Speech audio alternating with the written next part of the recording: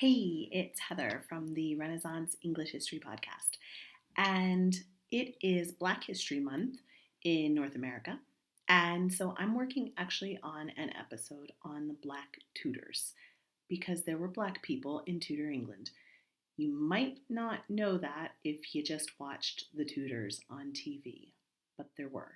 So I think it's important to tell those stories. Um, as a woman, I really enjoy seeing women accurately portrayed in history and also seeing women being part of history in more ways than you might just expect, i.e., bearing children. But women were really active in history and ran businesses and took care of the farms and did all kinds of stuff that we don't really see portrayed. And so that's my experience as a woman. Obviously, I am white, but I can imagine there's a historian. Let me look in my notes here.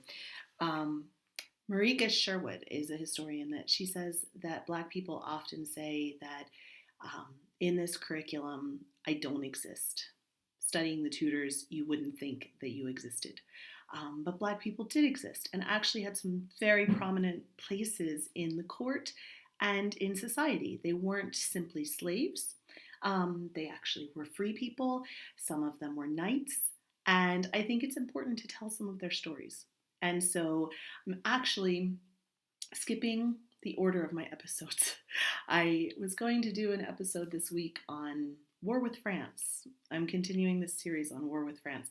I'm actually interrupting that to talk about Black History Month. And so I'm going to post that episode when it's done. But as my Tudor Minute this week, I wanted to tell you the story of the first recorded Black English knight. And he was actually a Spanish mercenary. So one interesting thing, and I live in Spain, so I see the evidence of the Moorish culture. So I think it's interesting that Spain has actually only been Christian for less time since the Reconquista than it was actually Muslim, Moorish before then. So there was 700 years that it was Moorish, and it's only been Christian then for 500 and some odd years since 1492. So I think that's interesting. There's still a huge Moorish history here, and in the town that I live in, actually, it was one of the last ones to fall here in Andalusia, and it fell in 1485. And there's all kinds of evidence from the wall that still surrounds the town that you can walk on. My daughter and I have lunch sometimes outside of a 9th century mosque. The architecture at the Palace of the Mondragon is very Muslim, and then the mathematical, the arches, and there's certain kind of, it's like the Alhambra as well with the tiles and the fountains. It's really quite astounding. So I say that because Catherine of Aragon grew up at the Alhambra, and she brought with her to England when she married Prince Arthur in 1501.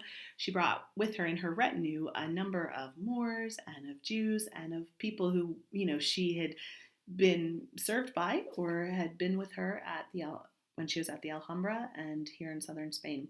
So that was kind of the first wave of Black people entering England in 1501. There were probably Black people in England before. Actually, in 1205, there's a mention. I'm going really into detail here. This is like my episode, kind of telling you my episode, but I'll just go into a little bit. In 1205, there's actually evidence in the close rolls of King John I, that there was a mandate to the Constable of Northampton to retain Peter the Saracen, and he was a maker of crossbows, and another with him for the king's service, and allow him 12d a day. So, there were Black people there.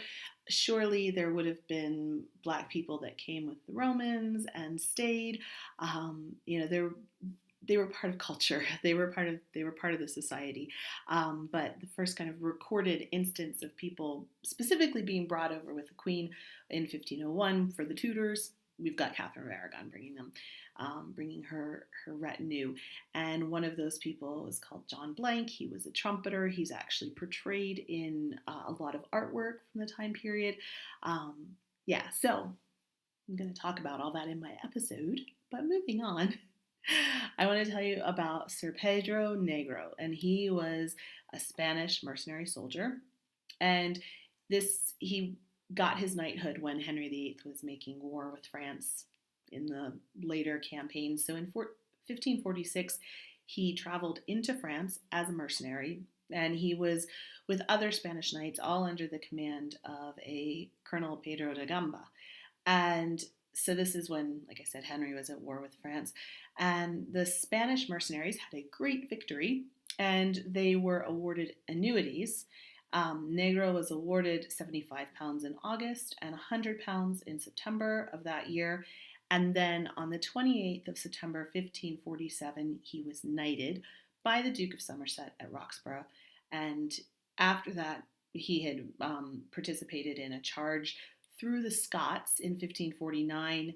The Scots were besieging Haddington Castle, and he wanted to restock or get more gunpowder to the castle. So he actually led a charge through the Scots into the castle to give them more gunpowder so that they could defend themselves longer. And he died in 1551 of the sweat. When he died, it was a huge funeral. The streets were laid out in black and had his arms. There were 12 staffs. There was a huge crowd mourning him. And it was a really important thing. So that was a Black Tudor knight, Sir Pedro Negro. And I am going to talk more about that in the episode that I'm hopefully going to be recording and releasing tomorrow. So, to learn more about the Renaissance English History Podcast, you can go to http://www.englandcast.com, or you can go to facebook.com/englandcast. Thanks so much for watching, and I will talk to you soon. Bye.